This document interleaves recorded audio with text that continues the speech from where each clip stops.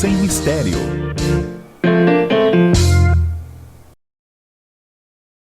Olá, estamos iniciando o programa Espiritismo Sem Mistério, estudando o Livro dos Espíritos. E como eu sempre digo, é tão bom estarmos aqui reunidos, estudando esta bela obra, dando continuidade a todas essas questões, a essas perguntas e respostas, com tantas informações positivas, tantas coisas boas para aprendermos. Então, se você nunca assistiu nada no canal, dê uma olhada nos programas anteriores. Nós temos o Livro dos Espíritos sendo lido, comentado desde a introdução. E hoje, como eu disse, estaremos dando continuidade. Nós estamos falando sobre as leis morais, sobre a lei de conservação, e você está convidado a continuar conosco, a pegar o seu livro, o seu caderno, fazer as suas anotações, porque tudo isso é importante. Quando nós anotamos, nós escrevemos, nós gravamos mais o conteúdo. E mesmo assim você fica com um registro no seu livro. Quando você precisar voltar ao assunto, você tem tudo registrado com as suas marcações pessoais, com os seus comentários, aqueles comentários que você acha que são mais interessantes. Você coloca ali no rodapé, na lateral do livro, ou num post-it, alguma coisa assim, e tudo isso nos ajuda. Nós sempre temos essa possibilidade de rememorar, de lembrar o assunto com facilidade. Muito bem, vamos lá então, pegue seu livro e seu caderno. Eu sou Solange Sauan Godoy, junto com o nosso querido André Luiz Ruiz. Como vai, André? Olá, Solange. Olá, queridas irmãs, queridos amigos. Retomamos a sequência das perguntas do Livro dos Espíritos depois de termos feito algumas breves interrupções para tratarmos da questão do sono, dos sonhos, como nos prepararmos para encontrar com os entes queridos, quando falamos disso no final do ano passado. E agora vamos continuar aquele tema que estávamos tratando antes e que vai dar sequência a esta obra tão importante que é a do Livro dos Espíritos, a Lei de Conservação. Estamos nos aproximando já do final dessa lei. E é interessante também, nós estamos na questão 720. Puxa vida, hein? Olha, 720. O livro tem 1019. Estamos muito próximos já, mais do fim do que do começo. E todos os programas anteriores estão disponibilizados para você, seja no nosso canal da TV Alvorada Espírita, seja também no canal da TV Mundo Maior, que vai fazendo a postagem em seus diversos locais de publicação para você poder acompanhar conosco, ok? Então, para darmos início, como nós costumamos fazer, nós vamos ao nosso primeiro slide de hoje, um slide que recupera a lembrança deste tema da conservação. Veja aí na tela. Muito bem, então, estamos vendo o instinto de conservação, estamos vendo ao centro a mãe cuidando do bebezinho gorila, estamos vendo a lei de conservação através da proteção da natureza, com aquela mão que segura, que sustenta a árvore. Estamos vendo toda a preservação do meio ambiente através das outras mãos que cuidam das árvores, das águas. E por outro lado, nós temos então tudo aquilo que não faz parte da natureza, tudo aquilo que o homem criou, que se nós colocarmos em pilhas e pilhas, nós vamos ter pilhas imensas de entulhos e de coisas que não fazem parte da natureza, que muitas vezes fazem parte da criação humana, mas que ao mesmo tempo muitas delas fazem parte daquilo que é supérfluo. Então é sobre isso a lei de conservação que nós estamos tratando. Quantas necessidades nós vamos inventar, quantas coisas que não são assim fundamentais e que fazem parte de determinados delírios consumistas. Então, aquelas duas pilhas que você viu ali representam excessos daquilo que não é necessário e que vão tornar-se lixo. Hoje um dos grandes problemas da humanidade é justamente o plástico, o microplástico, que vai entupindo as nossas praias, os nossos mares, os rios, mas mais ainda os oceanos, para onde tudo é levado, e depois aquilo que o homem vai incorporando também aos diversos alimentos, aos diversos processos de fabricação, porque usando a água contaminada, esse microplástico que é invisível também vai fazendo parte de diversos componentes da nossa alimentação e vão sendo incorporados ao nosso corpo. Então você vai vendo que há muitas coisas que acabam a princípio sendo úteis e depois tornando-se um flagelo, uma coisa ruim problema, né? para a nossa sobrevivência. Então, depois de nós termos visto o ambiente geral, nós vamos dar início ao estudo da questão 720, que está no slide número 2 da nossa sequência de hoje. Vamos lá? Vamos lá. As privações voluntárias, em vista de uma expiação igualmente voluntária, têm algum mérito aos olhos de Deus? Essa pergunta, no nosso último programa ligado à questão da lei de conservação, nós deixamos em aberto, porque com ela nós procuramos fazer você pensar. Pessoas que se privam de maneira voluntária, querendo sofrer por causa dessa privação, querendo infligir a si mesmo um sofrimento purificador. Kardec conhece essa prática humana que é ancestral, essa prática que faz muito tempo que algumas pessoas, inclusive religiosos, etc., praticam como uma maceração física. Então, para ter essa ação de expiar com dor física, privações voluntárias, aquelas que não foi a natureza que promoveu, foi o próprio indivíduo que foi atrás, isto tem algum mérito aos olhos de Deus?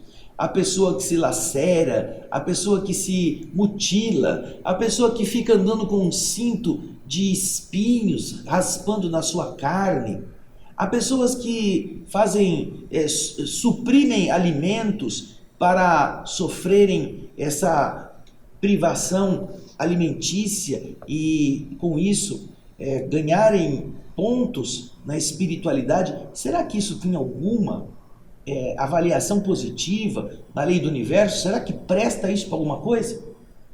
É a pergunta de Kardec. E nós vamos encontrar várias pessoas na Terra vivendo com a ilusão de que se você privar-se de determinadas coisas, ou se você infundir a você mesmo, ao seu corpo, determinado sofrimento, isso será uma coisa que vai redimir o seu espírito das suas faltas. Vamos então ver a resposta que os espíritos nos dão a essa questão. Vamos ao slide número 3. Fazei o bem aos outros e merecereis mais. Ou seja, essas privações voluntárias, elas talvez, os espíritos não dizem que elas não servem para nada, mas ele diz que a melhor das privações é aquela que você faz para que outros sejam mais felizes. Privar-se do seu tempo de descanso para velar a cabeceira de um doente, privar-se do excesso de alimentos ou daquela necessidade básica para que alguém faminto, anêmico, desesperado, desnutrido possa encontrar um pouco de abastecimento. Valer-se de sua inteligência para ajudar as inteligências menos luminosas, aquelas se modelem, e por isso você tem que se esforçar, tem que ter paciência, tem que se desgastar mentalmente para estimular os outros a desabrocharem. Essa é uma privação voluntária que tem como finalidade o benefício de terceiros. Então, isso significa na resposta que fazer o bem aos outros, isso vai representar um mérito muito maior do que simplesmente ferir-se numa disciplina de suportar a dor, que obviamente vai exigir uma concentração, vai exigir um aperfeiçoamento de suas potencialidades, mas voltadas apenas para você. E com essa resposta tão simples, Kardec não se contenta, porque eles deram uma resposta genérica: fazei o bem aos outros e você merecerá mais. Então, na sequência, nós vamos encontrar Kardec de novo fustigando com a sua curiosidade aquilo que os espíritos poderão explicar. E ele faz então essa seguinte pergunta, vamos a ela? Há privações voluntárias que sejam meritórias? Ou seja, para que uma privação voluntária possa ser considerada positiva para aquele que a pratica, quais seriam elas? Existem você se privar de alguma coisa para que outros, ou para que isso seja considerado lá no plano espiritual alguma coisa meritória? Eu conheço várias pessoas que de vez em quando, uma vez por ano, a cada 2 anos, elas gastam um rio de dinheiro para viajarem a certos países e fazerem parte daquelas peregrinações que vão a Santiago de Compostela, ou que vão a alguns seminários ou alguns santuários de outras localidades europeias. Então eles pegam lá sua botininha, seu cajado, sua mochilinha e saem andando, ficam andando dias, semanas, dormindo em hospedarias, vivenciando aquele caminho para chegar depois na igreja de Santiago, na cidade de Compostela, lá no norte da Espanha. E isso vai exigir deles um esforço físico, vai exigir dele custo para fazer tudo isso, render essa satisfação, vai produzir um enaltecimento da sua capacidade de vencer o obstáculo. Essa privação voluntária, será que é meritória? Será que alguém que deixa os milhões ou os milhares de dólares esvair-se para fazer algo que vai exigir apenas que ele caminhe, que ele tenha resistência física, que ele possa chegar a um determinado objetivo? Será que esse mérito por isto é um mérito importante? É a pergunta de Kardec. Existe alguma privação voluntária que seja meritória? Vê a pergunta novamente na tela. Há privações voluntárias que sejam meritórias, ou seja, que aqueles que se privam possam encontrar nessa privação algum mérito por estarem fazendo isso? É a pergunta. Quer comentar alguma coisa da pergunta, Solange? Não, tá bem clara a questão, né? As questões da privação voluntária, Kardec quer saber se realmente tem algum mérito nisso. Esse exemplo que você deu é bem interessante, mas eu não quero me adiantar, porque senão eu vou responder a questão. Então vamos para a resposta, né? Vamos lá, vamos ver a resposta? Vamos lá. Sim. A privação dos prazeres inúteis, porque ela desliga o homem da matéria e eleva sua alma. O que é meritório é resistir à tentação que solicita aos excessos ou ao gozo das coisas inúteis e tirar do seu necessário para dar àqueles que não têm bastante. Se a privação não é mais o que um vão simulacro, ela é uma zombaria. Olha só aqui, resposta. É alguma coisa muito clara. Pode deixar na tela. Existem privações voluntárias que sejam meritórias? Sim, existem. Quais são? Quando você se priva de prazeres inúteis. Prazeres que não vão ser nada construtivos. Beber, fumar, comer coisas que não são saudáveis para o seu organismo. Ou até comer em excesso. Falando do que diz respeito a essa necessidade que o corpo não tem. Então, primeira privação meritória é aquela que você faz para livrar-se de coisas que são inúteis. Deixa na tela ainda a pergunta. Por que isso é importante? Porque essa privação desliga o homem da matéria. O homem não fica mais sujeito às exigências do corpo, ao prazer da droga, àquilo que a satisfação biológica estaria escravizando a vontade do espírito. E então, isso possibilita que a alma eleve-se, que aquela busca superior aconteça para o espírito. Na continuidade, você vê lá, o que é meritório? O que tem mérito? Meritório é resistir à tentação, que solicita os excessos, que solicita o gozo das coisas inúteis, Aquela tentação, vai, você trabalhou, você merece, se dê esse presente, é você que está desfrutando, a vida tem que ser desfrutada. Prazeres excessivos, gozos de coisas inúteis. E, além disso, então veja só, o que é meritório? Primeiro, resistir à tentação que solicita aos excessos ou ao gozo das coisas inúteis. E, segundo, tirar do seu necessário para dar àqueles que não têm bastante. Você está se privando, mas não do que te sobra. Porque não há mérito nenhum quando você dá aquilo que você tem jogando fora. Isso não é mérito. Mas quando você tira do teu necessário para dar àquele que não tem nada, aquele que tem muito menos, isso é uma renúncia. Isso é alguma coisa boa, que demonstra seu amor a outra pessoa. Então estas duas coisas representam mérito. Você, como diz o texto, que você vai ver de novo, resiste à tentação, beber, fumar, comer sem ter fome, gastar dinheiro sem precisar, ter prazer com as coisas do mundo que você vai adquirir porque tem facilidade financeira, ou gozar. Eu vou me distrair, vou gastar 2 meses caminhando lá no meio das pedras até chegar no santuário lá e me sentir, realizei o meu desafio. Subi a montanha, escalei, gastei rios de dinheiro para chegar no cume da montanha, tirar uma selfie, uma foto de mim mesmo, para depois pôr na parede. É uma coisa útil? Para que vai servir?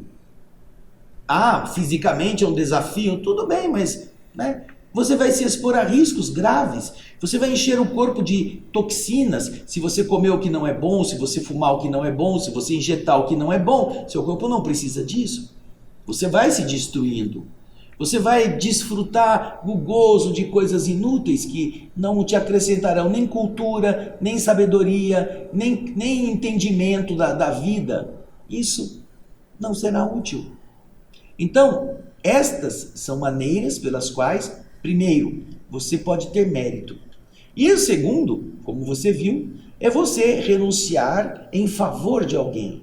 Você deixar daquilo que é necessário para você e você dividir com outra pessoa que tem menos. É uma renúncia espontânea. Não aquilo que está sobrando. Veja só que a resposta dos Espíritos é muito enfática. Você renuncia ao que é necessário para você em favor de alguém que não tem nem isso. E você faz isso por amor. Então, observe como isso é importante você perceber. Esse é um tipo de comportamento que é meritório. Porque, no fundo, você combate o seu egoísmo. A gente combate a nossa maneira impulsiva de achar que nós temos todos os direitos do mundo e somos então chamados a agir na terra em favor daqueles que estão mais aflitos. É muito importante perceber isso. Por isso que o mérito, o merecimento está não na quantidade de coisas que a gente faz, que a gente dá, não na beleza e no conhecimento alheio daquilo que fizemos, não na importância político-social daquele ato, não. Está na renúncia. E olha, há uma parte do Livro dos Espíritos, que nós vamos chegar mais para frente um pouquinho, que fala das virtudes e dos vícios. Lá na perfeição moral, nós vamos encontrar, pergunta 893, 170 perguntas para frente. Qual é a mais meritória de todas as virtudes? Perguntou Kardec. E os Espíritos respondem: a mais meritória é aquela que está fundada sobre a mais desinteressada caridade. Todas as virtudes têm seu mérito, porque todas são sinais de progresso. Existe virtude toda vez que há uma resistência voluntária ao arrastamento das más tendências, das más paixões. Mas, olha só, o sublime na virtude consiste no sacrifício do interesse pessoal para o bem do próximo. sem uma intenção oculta, sem você querer fazer disso propaganda, sem você filmar para pôr na rede social, sem você usufruir disto pela vaidade. Essa é a mais meritória das virtudes. Não é se você é caridoso, se você é amoroso, se você perdoa, se você é compassivo. Não, não. A mais meritória é aquela que exigiu de você o maior esforço de renúncia em favor de alguém, sem esperar nada em troca. Nem a fama, nem notícia. Ah, que bonito, porque isso está perfeitamente coerente com a resposta dessa questão das privações voluntárias, para elas terem mérito. Qual é o merecimento? É o merecimento daquilo que você resiste para não se prejudicar, você abre mão para você se sentir mais saudável, de coisas perniciosas, de você resistir à tentação das suas fraquezas, você não se entrega ao gozo indútil de prazeres que vão consumir teu recurso e vão consumir teu corpo, e ao mesmo tempo também quando você se esquece e você tira do teu necessário para dar àqueles que não têm o suficiente. Ah, que coisa boa isso, né? Agora, se a privação, volta lá no texto, olha lá o que está escrito, ó. Se a privação não é mais do que um vão simulacro, se ela é um fingimento, se ela é apenas um teatro, na verdade ela não é uma privação, ela é uma zombaria, né? É uma coisa que vai acabar denunciando o próprio interessado como uma pessoa palhaça, como uma pessoa fajuta, ok? Bem, e aqui eu queria só fazer uma parte, André, porque como que a gente coloca isso no nosso dia a dia, não é? Nas nossas atitudes, porque essa prática, essa privação, muitas vezes, né, dos nossos prazeres, tudo isso nós estamos vendo que existe uma finalidade, ou seja, a finalidade é positiva quando nós fazemos isso a benefício de alguém. Então a gente pode parar para pensar, será que eu estou me privando de alguma coisa que para mim seria útil e importante para, através dessa privação, beneficiar alguém? Quando muitas vezes, um exemplo, você que tem a possibilidade de descansar à noite, quando você volta do seu trabalho, você vai descansar, e ao invés de você descansar, você vai visitar um doente no hospital. Ou no seu fim de semana, quando você tem a possibilidade de estar com seus familiares, você vai exercer alguma outra atividade, vai ajudar uma pessoa que está numa condição triste, difícil, ou você vai escutar alguém, vai conversar com alguém orientando essa pessoa. São todas então tarefas que nós podemos, atividades que nós podemos realizar e que vão acabar no final beneficiando a nós mesmos, mas que nós devemos fazer sem nenhuma intenção oculta, fazer de coração. E isso nós realizamos através de uma certa prática, quando nós estamos atentos às nossas atitudes e quando nós buscamos realmente fazer com que isso faça parte da nossa vida. E isso tudo por quê? Porque nós já vimos, os Espíritos estão nos dizendo, isso faz com que nossas almas se elevem, faz com que nós nos sintamos mais desapegados das questões materiais. Então, todas as vezes que nós nos privamos de coisas que são muitas vezes inúteis, não são tão necessárias assim, mas que nós nos privamos disso para beneficiar alguém, nós vamos ver que no fundo nós mesmos é que acabamos sendo beneficiados. Sabe, Solange, existe um modismo que nós devemos estar atentos, porque de uns tempos para cá, já há alguns anos, existem movimentos de ajuda à África, em que as pessoas vão lá, tiram foto, e levam roupa, e levam sapato, e levam sandália, e levam um monte de coisinhas. E, na verdade, não vão viver lá, não vão estar lá. Elas vão lá, tiram fotografia, postam na rede social. Eu conheço pessoas que são abastadas e que eu fui para a África, e depois chegam nos seus ambientes luxuosos, os seus amigos ricos e contam, como foi lindo ver os miseráveis, eu entreguei bonequinhas, sapatinhos, fiz a minha parte. Será que fez mesmo? Será que é isso? Será que está se doando? Ou é um vão simulacro, é um teatro? Né? É um modismo que envolve o quê? Turismo, envolve gastos com viagens, com algumas coisas que vão se levar para eles. Mas vai tirá-los realmente desse estado? Essas pessoas que vão nessas organizações, nessas ONGs, cheias de marketing, cheias de propaganda, elas estão dispostas a mudar para a África? A se doar lá, a viver com eles? Algumas vão. Existem pessoas beneméritas que renunciaram à sua vida de conforto e luxo para ir viver lá junto com eles e ajudá-los. Mas essas pessoas que vão 15 minutos para a África, gastam uns tubos de dinheiro para viajar, ficar lá, depois voltar, que às vezes nem passam por privações do que é comer a comida que eles comem, elas estão fazendo o quê? Se privando de alguma coisa? Então, não estamos questionando se são desonestos ou não, mas estamos dizendo, para que isto? Por que você quer fazer isto? É para ajudar mesmo? Ou é para você se sentir importante, fazendo alguma coisa para o próximo? Por que você não faz isso na cidade em que você vive? Por que você não visita a favela? O cara não visita a favela na cara dele e vai para a África. Ele não vai frequentar o beco sujo do esgoto a céu aberto e quer ir na África. Porque aí vai estar dentro de um contexto de uma propaganda, onde ele vai depois poder se exibir. Então esse teatro é uma zombaria, que é o que a resposta está dizendo.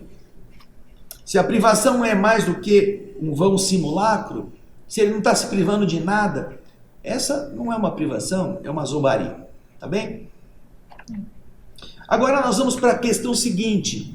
Uma pergunta que Kardec faz muito interessante dentro desse tema, do que nós estamos comentando aqui. Vamos lá ao slide número 6.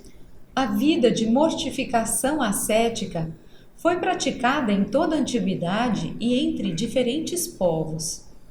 Ela é meritória sob um ponto de vista qualquer? O que é isso, Solange? Então, mortificação ascética. Mortificação ascética significa, como eles estão dizendo aí, uma prática religiosa antiga.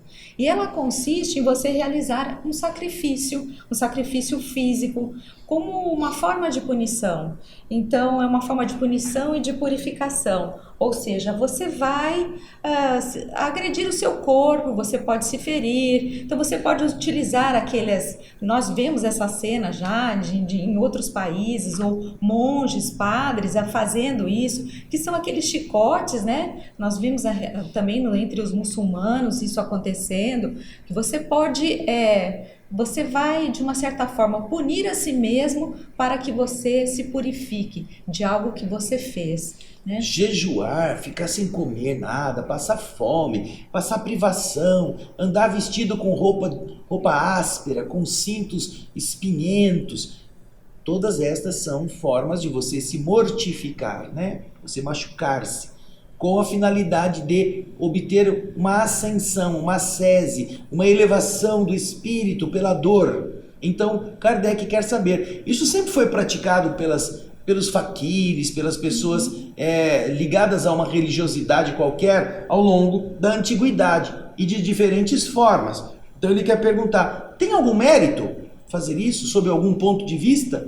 Olha lá, essa mortificação ascética, que foi praticada em toda a antiguidade, em diferentes povos, ela é meritória sob um ponto de vista qualquer? Tem alguma coisa que dê para tirar disso algum mérito? Vamos ver a resposta.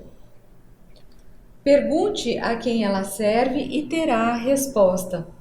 Se não serve senão àquele que a pratica e o impede de fazer o bem, é do egoísmo, qualquer que seja o pretexto com o qual se disfarce. Privar-se e trabalhar para os outros é a verdadeira mortificação, segundo a caridade cristã. Portanto, dentro da visão dos espíritos, nós não estamos aqui condenando as pessoas que fazem estas coisas, que gostam de se mutilar, que gostam de fazer o sofrimento parecer um processo de purificação. Porém, Para quem que está servindo? É a resposta. Qual é a utilidade prática daquilo?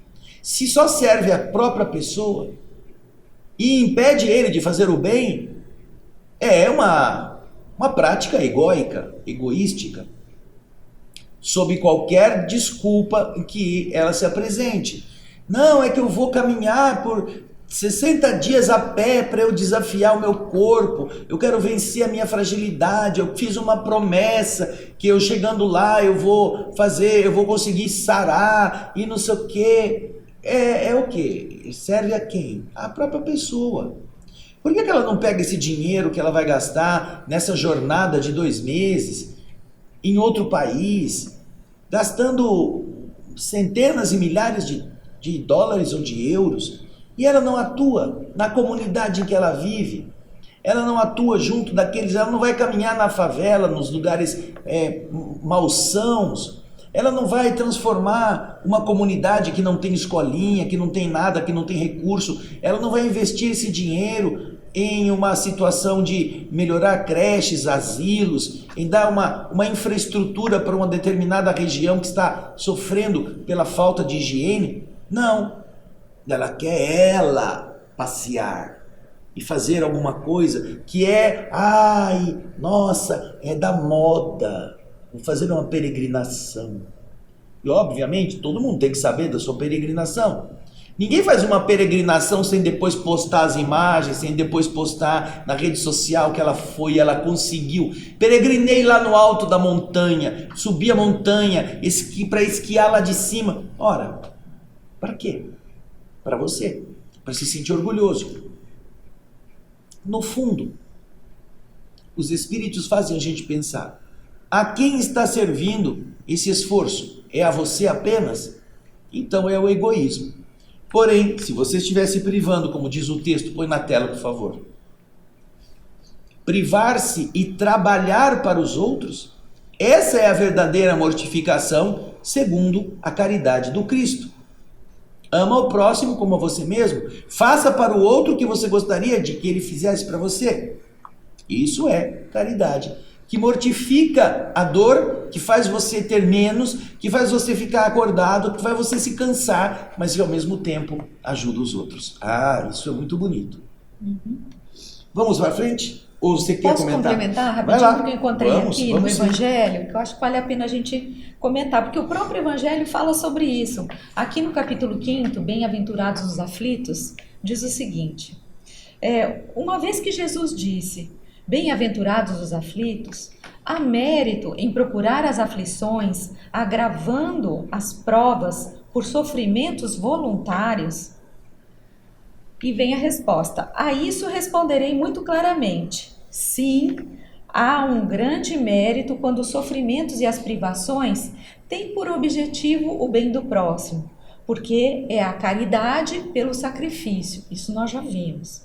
E não, ou seja, não há mérito quando não tem por objetivo senão a si mesmo, porque resulta do egoísmo por fanatismo. Mas agora o Evangelho segue aqui, ó. Há aqui uma grande distinção a fazer. Para vós, pessoalmente, contentai-vos com as provas que Deus vos envia, e não aumenteis sua carga, às vezes tão pesada. Aceitá-las sem lamentações e com fé. É tudo o que Deus vos pede. Não enfraqueçais vosso corpo com privações inúteis e mortificações sem objetivo, porque tendes necessidade de todas as vossas forças para cumprir a vossa missão de trabalho na terra. Torturar voluntariamente e martirizar vosso corpo é contravenção à lei de Deus, que vos dá o meio de sustentá-lo e fortificá-lo. Enfraquecê-lo sem necessidade é um verdadeiro suicídio. É aqui o que diz essa passagem do Evangelho. Isso muito bem lembrado, Solange. O Evangelho que está aqui reforçando aquilo que o Livro dos Espíritos está explicando na mensagem, acho que de São Luís. A mensagem, deixa eu pegar aqui, acho que é um anjo guardião, Isso. Paris, 1863. Um anjo guardião está no capítulo... capítulo 5º, Bem-aventurados os aflitos, aqui no item 26, provas voluntárias, o verdadeiro silício. Exatamente. Então, depois desse aclaramento tão oportuno, nós vamos para o slide seguinte, a pergunta que vai dar sequência, pergunta 722, vamos a ela. A abstenção de certos alimentos prescrita entre diversos povos é fundada na razão? Ou seja, não comer isso, não comer aquilo, que aquilo é demoníaco, que aquilo é do capeta. Então, isso tem algum fundamento racional? Certos povos preconizam determinados alimentos para serem produzidos de determinada forma. Se não for dessa forma, não serve. Ou determinada natureza biológica de um determinado objeto alimentar também não é adequado. Essa privação de certos alimentos, segundo os antigos, ela tem alguma lógica? Tem algum sentido? Vamos ver a resposta. Tudo aquilo com o qual o homem pode se nutrir sem prejuízo de sua saúde é permitido. Mas os legisladores puderam interditar certos alimentos com um fim útil e para dar mais crédito às suas leis. Eles as apresentaram como vindas de Deus. Nós vamos encontrar isso muito na época dos hebreus que saíam do Egito, que tinham que andar pelo deserto e que eventualmente tiveram uma proibição de comer carne de porco, porque o porco seria um animal maligno ou alguma coisa que não seja impuro. Um animal impuro. E naturalmente atribuíram essa proibição a uma lei divina. Mas nós sabemos que, na verdade, muitas vezes é em função do tipo de ambiente para onde as pessoas estavam indo, um ambiente cáustico, quente, um ambiente muito difícil, que as pessoas teriam que caminhar ao sol por longos tempos, por longos períodos, e obviamente uma carne gordurosa, uma carne mais pesada, estaria produzindo uma reação orgânica nefasta para os indivíduos que se alimentassem dela com mais intensidade, porque a gordura seria uma capa que guardaria calor para o corpo daqueles peregrinos. Então, naturalmente, isso prejudicaria a saúde daquele grupo que estava voltando, precisando passar, como nós vimos na história, tantas décadas andando no deserto a esmo, né? Então, você vê, tudo que o homem pode comer que não seja nocivo, prejudicial para a sua saúde, é permitido. Ele pode fazer o uso de todas estas coisas. Ele pode utilizar-se dos itens, dos bens que realmente fazem ele ser abastecido dessas coisas que garantam saúde. Então ele pode, é permitido. Porém, em alguns casos houve uma certa inserção de conceitos religiosos para impedir que eles utilizassem certos alimentos com um fim útil, tá? Com alguma coisa que fosse positiva para que eles não se prejudicassem. Eu me lembro, minha mãe, quando eu era garotinho... Antes só de você contar isso, deixa eu só complementar essa questão de Moisés, né, que caminhando com o povo no deserto, porque, assim, nós já ouvimos falar dos 10 mandamentos, que são as leis divinas, aquelas leis das tábuas, que Moisés desce com as tábuas, né, os 10 mandamentos. Mas, além dessa lei, Moisés teve que estabelecer leis mais duras, leis que muitas vezes excluíam alguns alimentos da dieta ali, daquele povo, justamente porque poderia ser prejudicial naquele período, naquele momento. E aí, para revestir isso de uma forma mais assim séria, Moisés acaba dizendo que aquilo lá faz parte das leis divinas, né? Ele coloca isso como algo que vem de Deus. Mas não é bem assim, é isso que a gente acaba entendendo. Eu me recordo quando eu era criança, eu tinha muito problema de dor de garganta. Eu passava perto da geladeira, minha garganta já inflamava, eu tinha que tomar antibiótico. E aí minha mãe, então, sabendo que eu gostava de mexer com gelo, aquele gelo que fica penduradinho no teto do congelador, que você passa a mão assim, ele cai na sua mãozinha, e ela falava para mim, não pode pegar esse gelo, que esse gelo é de barata. Era minha mãe. Minha mãe era o quê? Era a voz de Deus no meu caminho, né? Eu acreditava cegamente, então eu falei, credo, eu não posso pegar esse gelo, que esse gelo é de barata. Ela falava isso pra mim. Então eu não chupava aquele gelo, porque é um gelo nojento. Aí quando eu fui passando o tempo, né? quando eu tive uns 12, 13 anos, eu comecei a pensar, mas eu abri a geladeira, nunca vi uma barata lá dentro, menos ainda no congelador. Seria então de ter um monte de barata, tudo congelada. Aí eu falei, minha mãe, a senhora falava que esse gelo era gelo de barata, mas nunca encontrei uma barata lá dentro?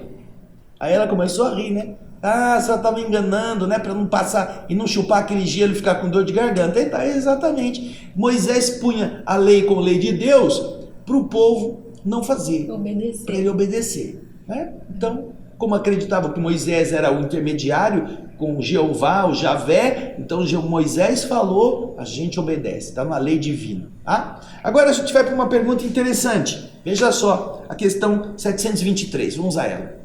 A alimentação animal entre os homens é contrária à lei natural? Comer carne de bicho. Nossa, agora eu sou vegano, eu sou vegetariano, eu não como mais carne, porque agora eu evoluí. Será que isso é assim? Será que essas pessoas estão realmente evoluídas só porque pararam de comer carne animal? Os espíritos vão responder essa questão. Veja só que interessante a resposta que dão aí no slide 11. Na sua constituição física, a carne nutre a carne, e de outra maneira o homem enfraquece. A lei de conservação dá ao homem um dever de entreter suas forças e sua saúde para cumprir a lei do trabalho. Ele deve, pois, alimentar-se segundo o exige a sua organização. Obviamente, essa postura é muito clara a respeito de que não há pecado nenhum em você comer a carne dos animais que estão sendo criados, estão sendo abatidos para isto. Essa questão de você se abster da carne é uma escolha sua, pessoal. Ela não representa um mérito espiritual seu. Ela não representa uma evolução do seu espírito. Porque, de verdade, quem come carne, não é porque come carne que se torna um indivíduo mau. Enquanto que quem não come carne não significa que agora é bom, é um santo. Então é importante que nós aprendamos a ter coerência. Os espíritos dizem que na nossa constituição atual, a carne nutre a carne. E nós precisamos dela para que a nossa constituição orgânica não enfraqueça. Porque nós temos que cumprir a lei do trabalho. É uma obrigação nossa. Então, respeitamos os que não comem carne, os que comem determinados vegetais, os que não comem nada que tenha sido de origem animal. Porém, os espíritos dizem que não há nem mérito, nem demérito para aqueles que comem carne. Não há mérito nem para os que comem, ou demérito para os que comem, nem há mérito para os que não comem. A virtude não está em você comer bife ou você comer alface. A virtude está em você ser bom. Não como bife para dar para o faminto. Isso é virtude. Não como o alface para que alguém possa se abastecer de salada. Isso também é meritório. Mas você não é melhor do que o outro só porque come vegetal. E o outro não é pior que você só porque ele come um bife ou uma coxinha de frango, tá bom? E depois nós temos a última pergunta de hoje, que é a pergunta 724, que nós vamos ver aí. A abstenção de alimento animal ou outro como expiação é meritória? Você expiar, eu não como mais carne, porque agora eu quero entregar a minha dieta a Deus, porque eu estou me privando. Tem mérito nisso? Veja a resposta de novo dos espíritos, olha lá. Sim, se priva pelos outros. Mas Deus não pode ver uma mortificação quando não há nela privação séria e útil. Por isso, dissemos que aqueles que se privam só na aparência são hipócritas. Então, se você quer privar-se, você não come carne, mas alguém está comendo a carne que você ia comer, você deu para alguém? Não, é que eu não como carne, porque agora eu não toco em nada que seja de animal. Então você não está privando nada, você está apenas disfarçando. Você está apenas querendo ser gostoso, ser bonzinho, ser o puro, né? Enquanto que de verdade isso é apenas hipocrisia, segundo aquela resposta dos espíritos. Não somos nós que estamos dizendo, nós estamos lendo aqui a resposta que os espíritos nos dão. É algo que a nossa constituição física precisa. E se nós nos privarmos pelos outros, sim, é meritória. Mas Deus não leva essa mortificação a sério, se ela não é séria nem útil Por isso dissemos que aqueles que privam só na aparência são hipócritas, né? Mas nós vamos terminar isso no próximo programa. A gente vai continuar nas semanas seguintes tratando desse tema, não é, Solange? É isso mesmo, nós esperamos vocês. Não deixe de curtir, compartilhar, comentar, porque tudo isso é muito bacana e faz com que outras pessoas conheçam também o programa. Isso aí. Um grande abraço. Até o próximo Espiritismo Sem Mistério. Tchau, gente. Tchau, tchau.